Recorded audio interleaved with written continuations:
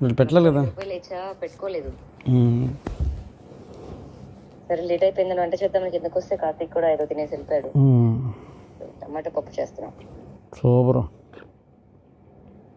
అదిరిపోద్ది టమాటా పప్పు. ఏమో నేనైతే ఏదో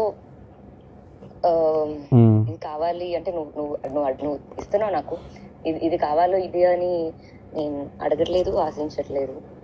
కానీ ఇన్ని రోజులు అబద్ధాలు చెప్పానా లేకపోతే నిజం దాచానో తెలీదు. రెండు చేసా యాక్చువల్లీ. సారీ. అందుకే ఇప్పుడు ఏం చేద్దాం అంటున్నా నెక్స్ట్. నీకు నిజంగా తెలీదా? తెలియదు అంటే నేను చిన్నపిల్లండి అయింది, నాకు తెలిసి ఏం చేయాలో తెలుసు నాకు. కదా ఎక్కడో దీనికి ఉందేమో అని నీకు తెలీదా? ఓకే ఉంది, బట్ అనిపించలేదా? అనిపించిద్ది, కానీ మనం దాన్ని ఎలా ఎలా చేస్తాం అంటే ఎలా చూపిస్తాం, ఎదురు తిరిగి మనం ఏదో ఒకటి ఉంది అని తెలియజేస్తేనే కదా నెక్స్ట్ ఎవరైనా తెలియజేసేది. తిరిగి మళ్ళీ ఎవరో ఒకళ్ళు ముందు అడుగు వేస్తేనే. ఇప్పుడు నువ్వేదో వేసాను అంటున్నావు, మరి అది ఎంతవరకు ఏంటో నాకు తెలీదు. సరే ముందు నువ్వు వేసావు కాబట్టి ఓకే నేను వేస్తాను, చూద్దాం. అందుకే నేను అడుగుతున్నాను నెక్స్ట్ ఏంటి అసలు ఇది ఏంటి నిజం, ఇది ఎలా మార్పు. నేను ఇంకా అడగాల్సి ఉన్నాయి. నువ్వు కరెక్ట్గా నాకు చెప్తే నేను మాట్లాడతా. అప్పుడు అలా కాదు అలా కాదు అలా కాదు అసలు.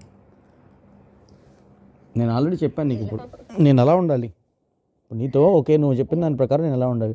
ఓకే చెప్పేసింది అయిపోయింది, సేమ్ యాజ్ ఇట్ ఈస్ ఇది వరకు లాగా అలా ఉంటానా, లేకపోతే నేను అప్పుడు విజయవాడలో బ్రేక్ అయినట్టు అసలు ఇంకా అవన్నీ కొత్త రోజు ఒక రకంగా జరుగుతూ ఉంటాయి. కానీ అయిన తర్వాత విషయం ఎప్పుడు పడితే ఇప్పుడు సర్ప్రైజ్ వస్తూ ఉంటుంది. ఏది పడుతుంది సర్ప్రైజ్ గురించి కాదు, ఫీలింగ్ అంటే మంచం కోడే చింటూ అట్లా ముద్దు. అది ఎందుకు చెప్పావు చింటూ మంచం కోడలని నువ్వు బయట? నాకు తెలియదు అసలు మంచం కోడి టాపిక్. మంచం కోడి ఏంది అసలు? మంచం కోడి ఎందుకు ఉండేది పైన? అసలు మంచం ఏంటది? పాతకాలం ఉందా ఏంటి? మా ఇంట్లో ఉన్నదే. నాకు అసలు తెలియదు. ఏం అసలు ఆ వర్డ్ ఎట్లా పుట్టిందో కూడా నాకు అది మంచం కోడు అనే మాట ఏదో అన్నారు, నేను దాన్ని ఓకే అంటున్నా. గుర్తు చేయవా అంటే నీకు పైన తల తగిలింది. నేను కొంచెం అప్పుడు నువ్వు చిన్నపిల్లవి, నీకు పెద్ద టాలెంట్ లేదు, అలవాట్లేదు, తెలీదు. నేనేమో ఏదో పెద్ద హీరోయిన్, అందమైన అమ్మాయి, ముద్దుగా ఉంది, చిట్టిగా ఉంది, బాగుంది. కానీ నేను అసలు ఆ సినిమాలో ఏదోలాగా ఏదో అదేంటంటే నీకు అది నేను కొంచెం రఫ్ హ్యాండిల్ చేసి ఆ రోజుల్లో నేను అలా చేయటం వల్ల నీకు తల తగిలింది పైన కొంచెం ఇలా పైకి. ఎంత ఎట్లా ఎత్తుకుంటా కాదు, పుష్లో ఒకటి ఆ తల నీకు దాన్ని తగిలితే సంథింగ్ పెయిన్ ఏదో వచ్చింది.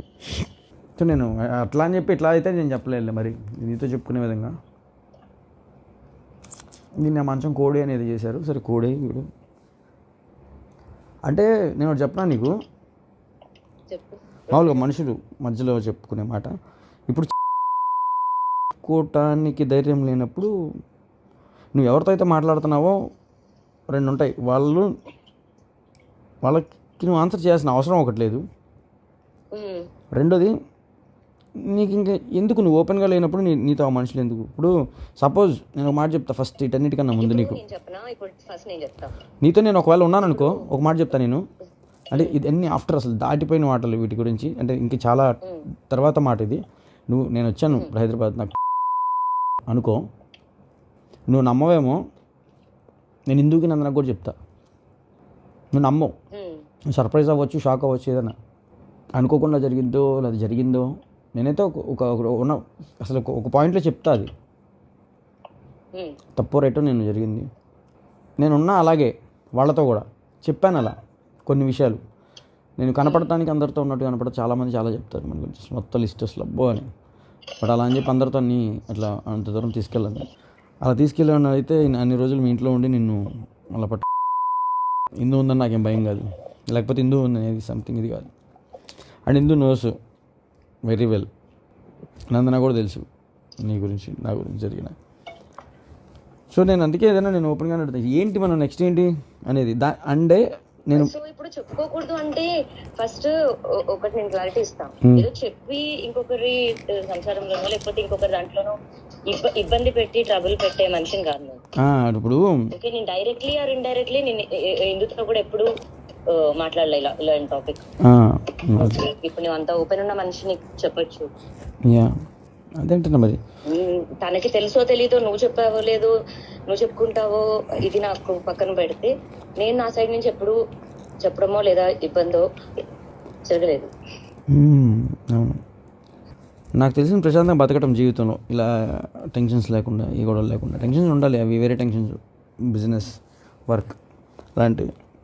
బట్ అండ్ ఇకపోతే హలో క్లారిటీ ఇవ్వాలా నాకు నువ్వు?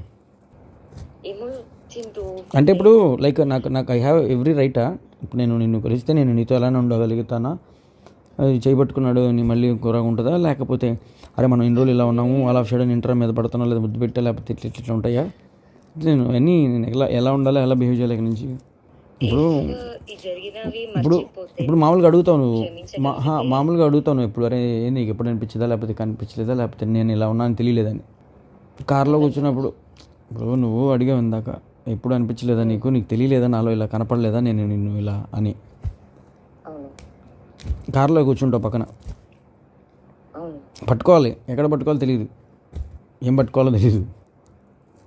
ఆ చెయ్యో గియ్యో ఇట్లా నొక్కటం, గిచ్చటం, నువ్వు ఇలా కొట్టడం, ఇంకవే నాకు తెలిసినవి.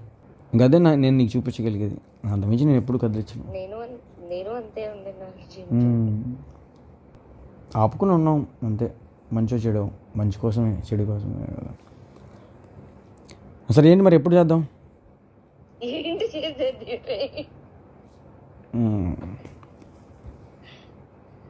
అంటే చాలా సంవత్సరాలు, నేను చాలా ఫాస్ట్, చాలా సంవత్సరాల క్రితం చూసాను నేను. అంటే నేను ఆ పిల్ల మిస్ అయ్యి ఉంటా కదా, చెప్తే దాన్ని బట్టి నాకేమాత్రం రైట్స్ ఉన్నాయో అర్థమైంది. ఉన్నాయి చింటూ, అప్పుడు ఇప్పుడు ఎప్పుడు. అండ్ నాకు ఉండడమే ఇష్టం, అది ఏదైనా చేసి ఉండాలి అనేలాగా కొట్లాడైనా సరే ఉండిందనేమో. సిగ్గుపడతావు నేను ఎదురుగా వస్తే? ఇప్పుడు అర్థమైతే ఏ చింటూ, ఆపు చింటూ, మామూలు అడుగుతున్నాను, అట్లా ఎదురుగా వచ్చేసేసి నీకు దగ్గరికి వచ్చేసేసి ఎలా ఉంటుంది ఎక్స్ప్రెషన్? అప్పుడు ఎలా ఉండినాను? అప్పుడు దూరంగా ఉన్నావు, ఇప్పుడు అట్లా ఉండను కదా నేను ఇంత చెప్పాక. అదే అప్పుడు విజయవాడలో అప్పుడు ఎలా ఉన్నాను? అప్పుడు వేరే లెవెల్. మర్చిపోయాను. నాకుంది గుర్తు, ఎక్కి కూర్చుంటావు నా మీద. సీరియస్లీ? మరి